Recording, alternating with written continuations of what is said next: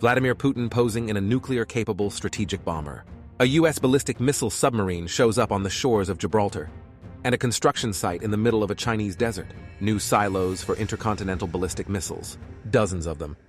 These are recent examples of the three biggest nuclear powers displaying, modernizing, and increasing their arsenals. There's no doubt in my mind that the risk of nuclear weapons coming into use is rising, and has increased significantly. During the Cold War, a system of deterrence kept things in check. Today, there are more actors and fewer safeguards. The nuclear order, arms control, and treaties are all under a lot of stress. The age of disarmament is over. Nuclear stockpiles are growing again. So, have we stumbled into another and more dangerous nuclear arms race? The only time nuclear weapons were used in a conflict was in August 1945, when the U.S. dropped bombs on Hiroshima and Nagasaki in Japan. This was the blast radius of the bomb dropped on Hiroshima, which killed up to 140,000 people. And this would be the devastation that today's largest bomb in the American arsenal would cause. Luckily, nuclear weapons haven't destroyed the world yet, even though that could have happened during the Cold War. The number of nuclear warheads reached 70,000 at the peak. This was due to the arms race between the Soviet Union and the United States. More than 2,000 nuclear tests, such as here in the Soviet Union, were part of their competition. 3 seconds. 2, 1, 0. The fear of retaliation prevented both from pushing the button first. The principle is called mutually assured destruction.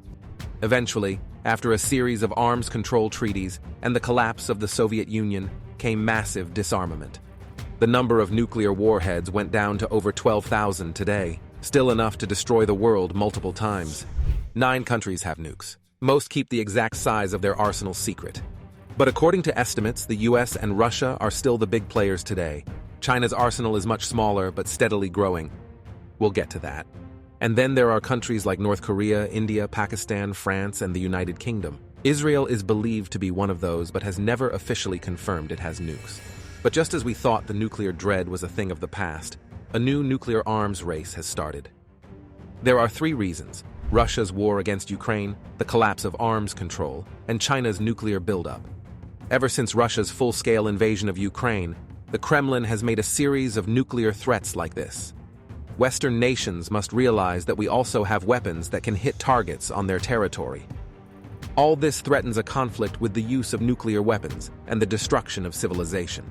Right from the beginning of that war, nuclear weapons were brought up, rattled, so to speak, by the Russians to say to the West, "Listen, don't go in directly here and try to stop us." Hans Christensen is the director of the Nuclear Information Project at the Federation of American Scientists. The organization advocates for transparency and risk reduction from nuclear weapons. We've seen the way they talk about nuclear weapons and the potential role of nuclear weapons evolve quite significantly, in the sense that it became more explicit. By threatening to break the nuclear taboo, Putin is throwing the system of deterrence off balance. In 2023, he announced the deployment of tactical nuclear weapons to neighboring Belarus. It's the first time Russia has sent nuclear weapons outside of its territory. This is where the nukes could be stored. A military depot in central Belarus. Russia says it is sending tactical nuclear weapons. They have a range of a few hundred kilometers, lower yields, and are supposed to have a battlefield purpose. These are different from strategic nuclear weapons, which could wipe out entire cities thousands of kilometers away. Tactical nuclear weapons in Belarus are a threat to NATO's eastern members. But Russia is believed to already have tactical nukes in Kaliningrad, its western exclave, giving it a similar reach over NATO territory. I interpret the Belarus deployment decision more as a political signal, as opposed to being driven by military or strategic necessity on the Russian side. To deter Russia, NATO began rattling its nuclear sabers. In Europe, only France and the UK have their nukes. There are some 100 nuclear warheads from the United States deployed to bases in Belgium, the Netherlands, Germany, Italy, and Turkey. The US maintains control over the weapons. But in a conflict, the bombs would be mounted on host nation warplanes. Here, Dutch pilots are training for just such a scenario. Now, preparations are running high to put US nukes also at this airbase in the UK, just 100 kilometers northeast of London. It started after Russia invaded Crimea in 2014. That's when we started seeing real changes happening in the way the Americans planned the role of nuclear weapons in defense of Europe. The US is also bringing its nuclear submarines and bombers to Europe more often, like this B-52 over Stockholm. They're going further east, they're going into areas where they didn't used to go at all, and in sometimes very offensive ways. In March 2023, for example, an American B-52 bomber conducted maneuvers over Europe, heading towards St. Petersburg and turning around just before it got to Russian airspace. An in-your-face exercise. Russia similarly flexed its muscles. Like here in 2021, in a bomber maneuver over the Baltic Sea. In the past, the US and Russia had at least notified each other in advance about exercises like this. That was part of the New START Treaty. It also kept the lid on the number of strategic nuclear weapons, the ones that can destroy whole cities after being launched from a different continent. This and other agreements between the two sides were designed to build trust through verification and led Russia and the US to reduce their stockpiles. But after attacking Ukraine, Russia suspended participation in the treaty.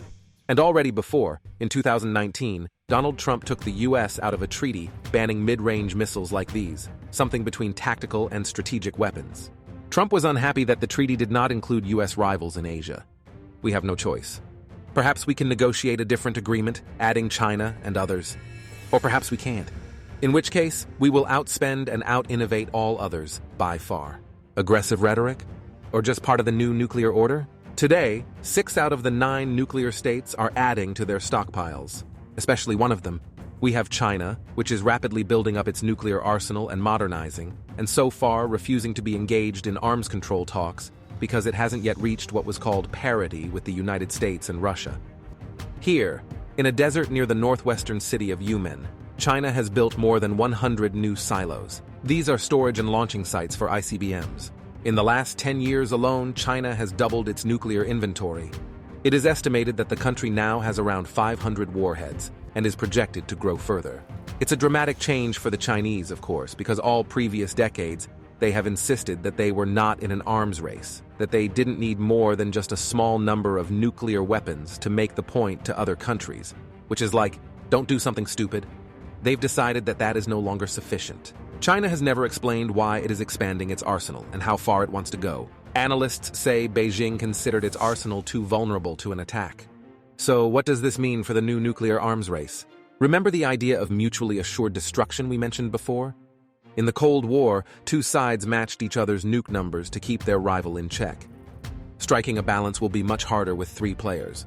In the US, politicians are now debating how to confront 2 near-peer nuclear adversaries in case Russia and China join forces. The unveiling of the new nuclear-capable B-21 is just a first glimpse of the US nuclear modernization program. The total price tag to update US nuclear weapons could reach $1.5 trillion over the next 30 years. So, new nukes, more nukes, and a more dangerous world. The system of deterrence is beginning to falter. Getting it back under control will be even harder this time. We only have experience in the past of doing arms control between the Soviet Union and the United States. We don't have any experience doing multi-actor nuclear arms control agreements. So, what does that mean for the future? The salience of nuclear weapons and their value in the minds of military and political leaders is increasing. That sends a message also to non-nuclear states. We now have more countries in Asia, the Middle East, and even Europe thinking about whether they might need a nuclear weapons capability of their own. The new nuclear arms race is picking up speed, and without new rules in place, it will be hard to stop.